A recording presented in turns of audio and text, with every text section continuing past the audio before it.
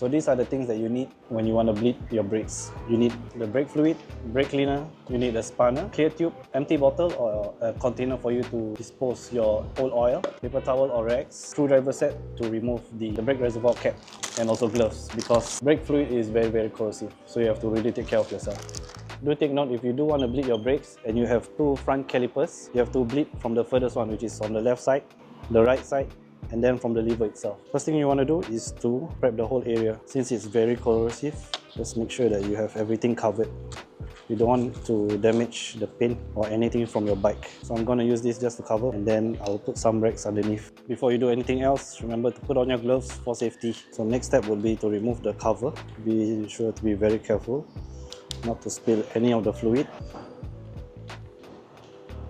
Unscrew the cap. Now we set this to one side. Next, you will need your paper rags to soak up. So just let it sink inside. I'm not sure you all can see, but it's quite dark in color, so that's not a good sign.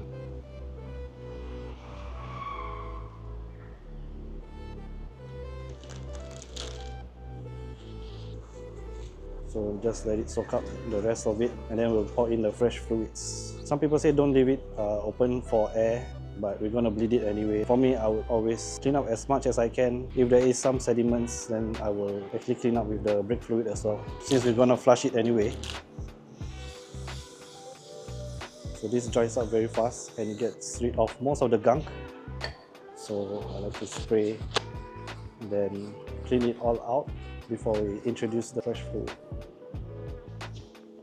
Just look at how dirty this whole thing is. It's really very dark, so that's not a good sign. Later we'll show the fresh one and then you can have a look at yourself. Next we'll be pouring in the fresh fluid, .4. You can see how clear, it's kind of like pea, but like light color. So just leave it, let it settle for a while, and then we'll do the bleeding. Remove the cover. This uses a 11 mm, so I would like to use this side rather than this, because it can stay on.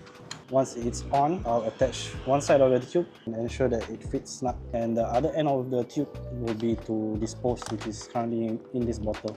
So the next few steps will be repetitive. So basically pump, pump, pump, hold, release, and then you'll see the old fluid coming out, all bubbles, and then you close off the nut. Once you close off the nut, only then you can release the lever. That's where you will need either a friend or a Velcro for you to pump and then strap on the Velcro for the lever to stay in the depressed position.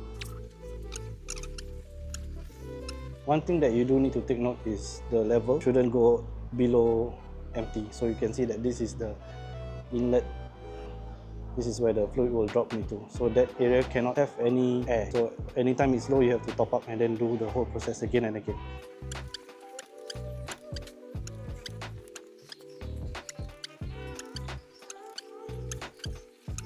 So we have bleed out the front brake and you can see it's quite dirty.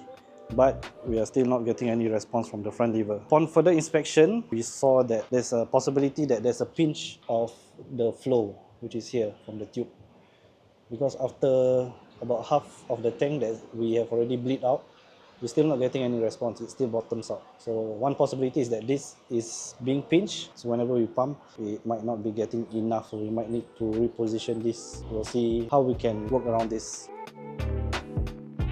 So when to know when to stop bleeding the brakes is two things. One would be the lever doesn't feel spongy anymore, it's very responsive. Second is the fluid that comes out is still very new, because you pour in and then you keep repeating the whole process. So basically these are the two things to look out for. If you feel like it's still not as responsive, you can continue to bleed again. So remember, just pump, open, close, pump. Same thing, over and over and over again. So the reason why it's a different video is because I had to bleed the next day for this bike until I was satisfied with the outcome lah. As you can see, the bike is very stiff now. It's a very strong brake. Correct? Correct? Correct. The bike now very responsive for the front brake. So I told him to be careful, especially like multi-story. Try to use your engine braking and also your rear brake more lah. So that's it about the brake bleeding. I'll see you guys in the next one. Stay safe.